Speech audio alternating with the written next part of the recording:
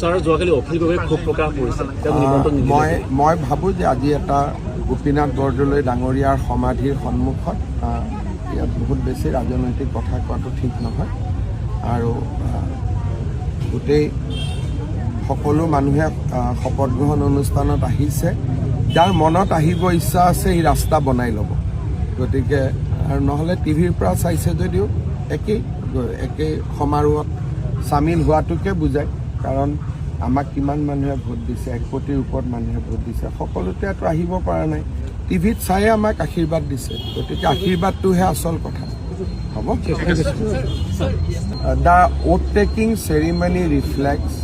how Prime Minister Narendra Modi and his entire cabinet colleagues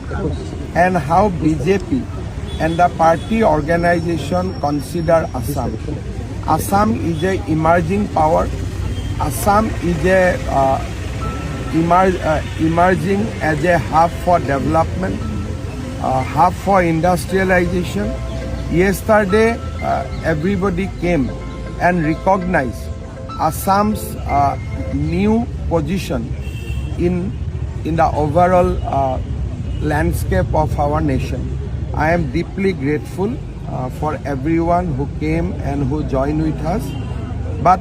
many could not came.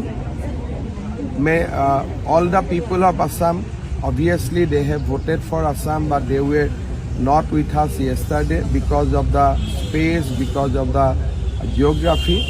But I am sure everybody has watched the ceremony and blessed us for doing much better for the people of Assam. যোৱাকালি অসমৰ মুখ্যমন্ত্ৰী হিচাপে মই শপত গ্ৰহণ কৰোঁ আৰু লগতে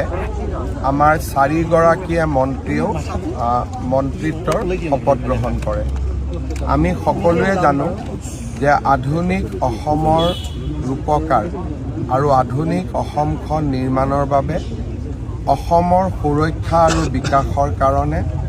ভাৰত ৰত্ন লোকপ্ৰিয় গোপীনাথ বৰদলৈ ডাঙৰীয়াই জীৱন জুৰি সাধনা কৰিছিল সাগৰ সমান বৰঙণি আগবঢ়াইছিল ভাৰতীয় জনতা পাৰ্টিৰ চৰকাৰখনৰো লক্ষ্য হৈছে সুৰক্ষা আৰু বিকাশ স্বাধীনতাৰ প্ৰাকক্ষণত আৰু স্বাধীনতাৰ ঠিক পৰৱৰ্তী সময়ত ভাৰত ৰত্ন লোকপ্ৰিয় গোপীনাথ বৰদলৈ ডাঙৰীয়ায়ো অসম আৰু অসমীয়াৰ সুৰক্ষা আৰু বিকাশৰ বাবে কাম কৰিছিল আমাৰ চৰকাৰখনে আনুষ্ঠানিকভাৱে কাম কাজ আৰম্ভ কৰাৰ প্ৰাক মুহূৰ্তত আজি আমি সকলোৱে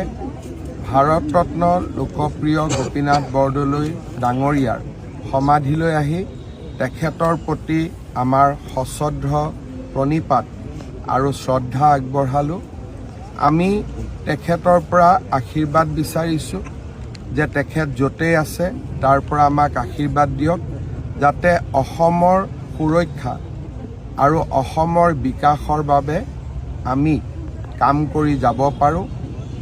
অসম আৰু অসমীয়াক সুৰক্ষিত কৰা আৰু আমাৰ ৰাজ্যখনক বিকাশৰ এক অনন্য স্তৰলৈ লৈ যোৱা ইয়ে হৈছে আমাৰ সপোন এই সপোনবোৰ পূৰণ কৰাৰ ক্ষেত্ৰত আজি আমি সকলোৱে লোকপ্ৰিয় বৰদলৈ ডাঙৰীয়াৰ পৰা আশীৰ্বাদ বিচাৰিছোঁ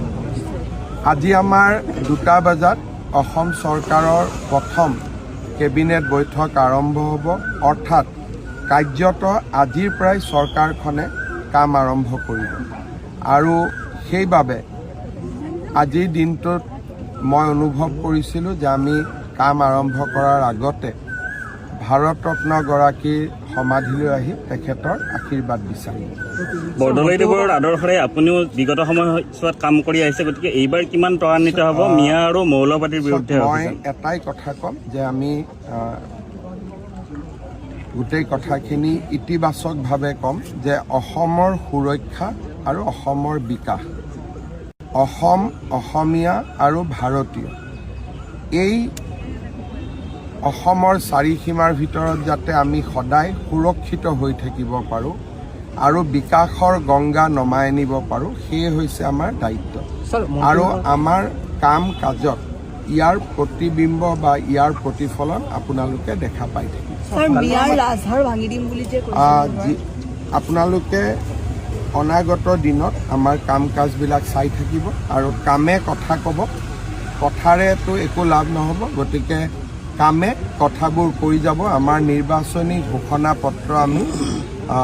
হাতে কামে ৰূপায়ণ কৰাৰ ক্ষেত্ৰত আমি প্ৰতিশ্ৰুতি। বহু উদ্যোগপতি আহিলে, আজি মই এটাই কথা কৈছোঁ যে কামে কথা কৈ যাব আৰু কথাৰে একোটো নহ'ব।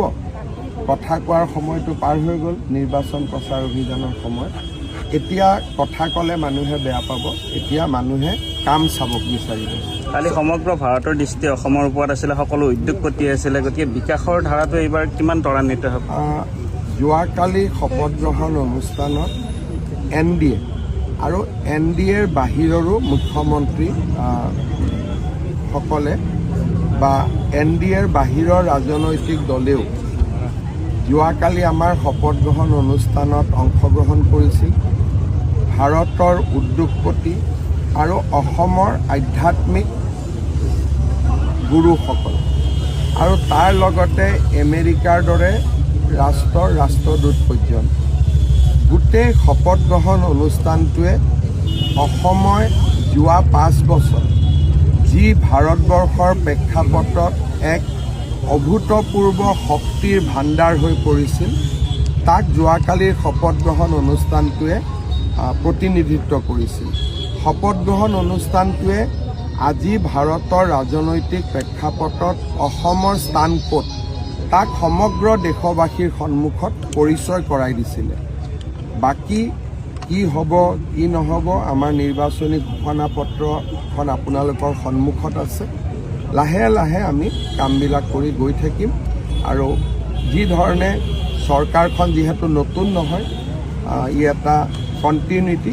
গতিকে আমি নিজৰ কামবিলাক যেনেকৈ আগত কৰিছিলোঁ তেনেকৈ আমি কৰি গৈ থাকিম।